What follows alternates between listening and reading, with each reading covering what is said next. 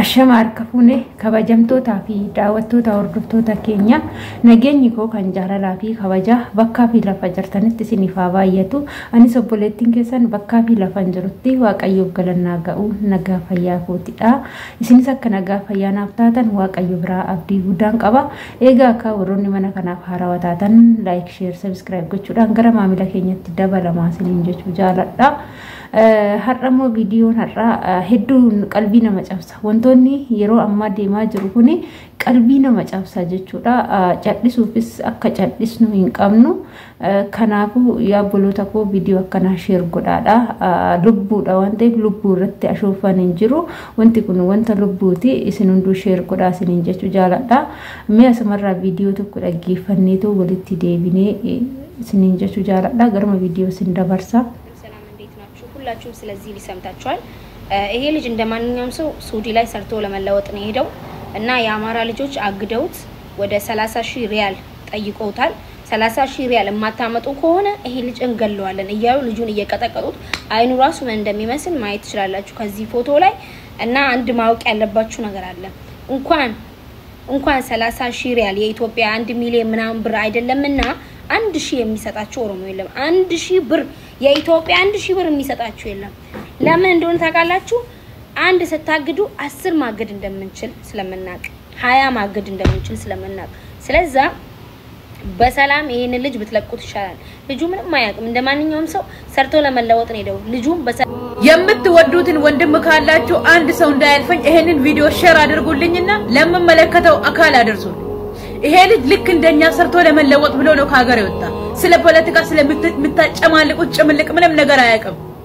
ይሄን በዚህ በኩል 30,000 ሪያል አምጣ ይሄን አልሰጥም አንተ አንድ ልጅን የምታግት ከሆነ 30 ሰው አግታለሁ እንደዚህ አይነት ነገር ለእናንተ ጥሩ አይደለም ልቀቁት ብላችሁ ቁማር አድርጋችሁ በሰው ህይወት የምትጫወቱ ሰዎች አፈር ብሉ አፈር ይብላችሁ ምድር ትጸዳለች የምትጫወቱት ኳስ አይደለም ቁማር አይደለም የሰው ህይወት ነው ልቀቁት ምንም የማያውቀው ንጹህ ልጅ ልቀቁት በቁማር ትገሉት እንዴ ያለ ሊሞት አይደለም ሌላ ተጨማሪ ምስኪን ሰው ሊጨምሩ ምንም ነገር የማያውቅ እናንተ ይሄንን ካገታችሁ እኛም ይሄንን እናገታለን ብላችሁ ሌላ ምስኪን ሰው ሊጨምሩበት እነማን ናችሁ በሰይወት የምትጫወቱት ማን ናችሁ ማን አባታችሁ ስለሆናችሁ እንዴ ነገ ባንቺ ይደርሳል ነገ በኔ ይደርሳል ወንድምሽ ስላልሆነ ነው ወጥሽ እንደዚህ ምስጢው ወንድምክ ስላልሆነ ነው ቪዲዮ አገነ ወጥክ እንደዚህ የምትለው ሊቀቀው ሰላም ይሻለናል አሁን ሀገራችን ሰላም ብታጣ ቤተሰቦቻችን በረሃብ ቢሞቱ jechuudha wanti isaanii ibsaa jiran jechuudha afaan amaaratiin dubbachaa jiru obboleewwan keenya kuni lubbuu obboleessa keenya baraaruu jechatti afaan amaaritiin dubbachaa jiru yeroo ammaa kana amaara oromoo jedhanii ijoollee dhiiraa jechuudha ijoollee dhiiraa ala keessa hojjetatan eenyuun illee taanan dalagachuuf nama ta'uufidha kan biyyaa ba'anii jireenya addunyaa tuni buburreedha jiruma tana hooyyeeffachuuf jecha biyya ofii gadi dhiisanii gara biyya ormaatti dhufanii jiru jechuudha namoonni hedduun amma biyya ormaa keessa jechuudha baay'een keenya kan jiraannu garuu obboleewwan keenyallee biyya ormaa keessa jiraanna jechuudha kanaaf amma yeroo ammaatitti obboleessi keenya asirratti argaa jirtan kuni harka amaaratiin qabame birri Saudiyaa birri Saudi jechuudha Saudi riyaala kuma 30 kan birri Itoophiyaatiin miliyoona 1 fidi jedhame akkanatti qaxamaa jira jechuudha birri ni Saudiyaa riyaala 30 jechuun ni ulfaata jechuudha birri guddaadha birri xiqqaasinitti fakkaatina birri namni tokko amma nuti shamarran warri mana ormaa keessa jechuun birri waggaa 3 warroonni mukumaaf 500 hojjetan birri waggaa 2 akkasii oliidha jechuudha birriin kun dhugaa dubbachuudha birri xiqqaa miti kana fidi jedhanii jechuudha okay kana walitti guurramee ummanni oromoo sabni oromoo yoo walitti guure fakkeenyaaf amma shamarranti jechuudha na shamarti 30 kuma dookennanii 30 kana guutanii lubbuu obboleessa keenya kana baraaruun ni danda'ama jechuudha namni yoo walitti guure yoo walitti bu'e 30 kun immoo xiqqoodha ni ba'a jechuudha lubbuun obboleessa keenya kun ni ba'a garuu gara fuulduraa hoo maaltu deema maaltu ta'a jedhanii yaaduun namarra jira yaa obboloota koo birrii kennuu qofa osoo hin taane gara fuulduraa maaltu jiraadha maaltu deema wanti kun haala kanaa yoo qaxxale uummanni wal dhiisa namni birrii barate wal dhiisa jedhanii yaaduu waanuma jiru jechuudha. Fakkeenyaaf har'a obboleessa keenya kana baasu jecha kuma 30 kana baasanii ni ba'a birrii Itoophiyaa miliyoona. Boru hoo yoo nama biraa qabanii immoo ammas nama biraa qabanii akkasumatti fidaa yoo jedhan akkasumatti kaffalama. Oromoonis Amaara qabee akkasumatti kaffala. Deemee biyyi keenya kun akkam garam dhaqa? Akkam ta'uu danda'a?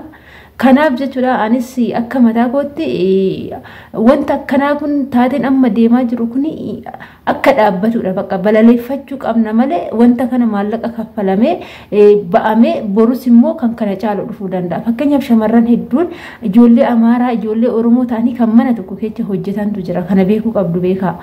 Ijoolleen tuni boruu hundi keenya miidiyaa ilaalaa jira wantoonni miidiyaa irratti yeroodhaan darbu nu bira hin darbu jechuudha hundi isaatu nu bira ga'a waan ta'eef har'a ijoolleen 2-3 ta'anii shamarran gola ormaa keessa yoo hojjetan mana tokko keessa jiraatu gola tokko keessa rafu sarraatanyyoonni jechuudha.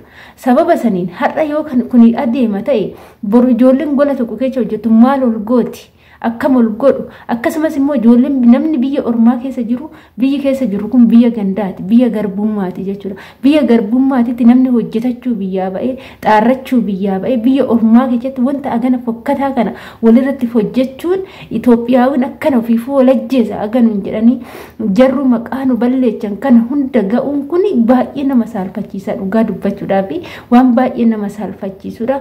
Hojjetachuu biyyaa ba'an malee walajjeessuu fi mitarra obboleessa keenya kana kanatti qabanii yoo asaqaayaan abbaa yoo akkasitti imimmaan buusanii yoo bu'an mee maaluma argatu dhugaa rabbii dubbachuudhaaf maaluma argatu maallaqni ni dhuma birriin kantuudha ni dhufa ni darba wanta dhufuu danda'u wanta darbuu danda'u garuu gochi akkanaa kun yoo babal'achaa deeme wanta darbuu danda'u wanta boru rakkoo biraa namarratti fiduu hin danda'u wanti akkanaa kun dhugaani wanna akkanaa kana nan balaleeffadha jechuudha.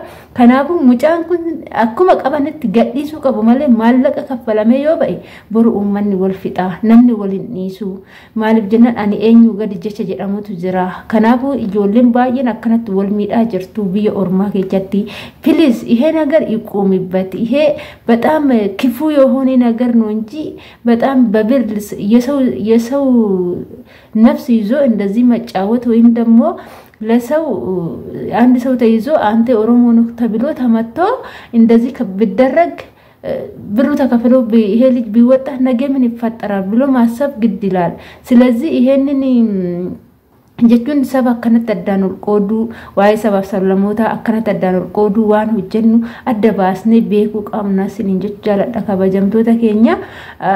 Dhugaa baay'ee ulfaata kuni hundi keenya nu balaleeffadha warri viidiyoo hojjechuu dandeechan waan akkana irratti viidiyoo hojjedhaati wanti kun akka dhaabbatu jechuudha. Odoon babal'atiin osoo babal'atee iddoo guddaa hin ga'in asuma irratti akka dhaabbatu warroonni dandeettii gurguddaa qabdanii fi dhageettii gurguddaa qabdan wanta kana nurra balaleeffadha. Obboleessa keenya lubbuu isaanii baraara aga dandeechan jechuudha. Danda'ama ta'e karaa seeraatiitti jechuudha. Seera namni kun iddoon inni jiru beekamee miidiyaa irratti akkuma baasan kan seerri biyya kanaa qaldiin beeku waan ta'eef seera biyya kanaatiin namoonni akkanatti nama miidhaan kun akka gara seeraatiitti dhiyaachuu danda'an warroonni waraqaa seeraa qabdan jarreen kana gara seeraatiitti nu dhiyeessaati. Wanti kun akka dhaabbatu malee wanti kun itti fufee maallaqni kaffalamaa ilmi Oromoo ilmi Amaaraa ilma Oromoo qabe birrii aganaa fidaa jedhe ilmi Oromoo ilma Amaaraa qabe birrii aganaa fidaa jedhe jedhu kun akkuma Itoophiyaa keessatti baratanii Itoophiyaa keessatti galatanii malee biyya ormaa keessatti wal dararuun hunduu wal qixxummaadhaan mana gandaa keessa dalagata waan ta'eef wal dararuun maaliif barbaachise? Anillee nullee warri kophaa keenya hojjennu rakkoo hin qabnu garuu warra nama lamaan hojjetaniif immoo yaaduun dirqama jechuudha. Namni wal keessa jira dhugaa namni Oromoo bicha mana tokko keessa hojjetu Amaara Oromoo Tigree bakka hadiyaaminaamina jechuudha. Gaafa sabni ol qooduu dhufu immoo biyya wal ajjeesaa jechuudha. Wal fixa ijoolleen gola ormaa keessatti wal fixxi warroonni dhiiratis akkasumatti urufa daaraa keessatti wal fixu. Adaraa keessa wanti kun akka dhaabbatu biyya ormaati irratti ijoollee akkana gara seeraatti dhiyeechaa seerri biyya ormaa immoo akka seera Itoophiyaa miti waan ta'eef likkiitti galchata akka takkaa waan ta'eef akkas godhaa warroonni dhageettii qabdan adaraa keessan siniin jechuu jaalladha. jaaladha akka mataa kootiiti jechuudha. Viidiyoo kana baay'ee tokkoon balaleeffadhe baay'ees garaana nyaate natti dhagahame jechuudha. Akkasii viidiyoo koo asumarraa nan goolaba yoo nan balleechaa qabaadhe immoo dhiifama naa godhaadha. Viidiyoo biraatiin hanga walitti deemnutti turtiin keessan turtii gaarii haa ta'u.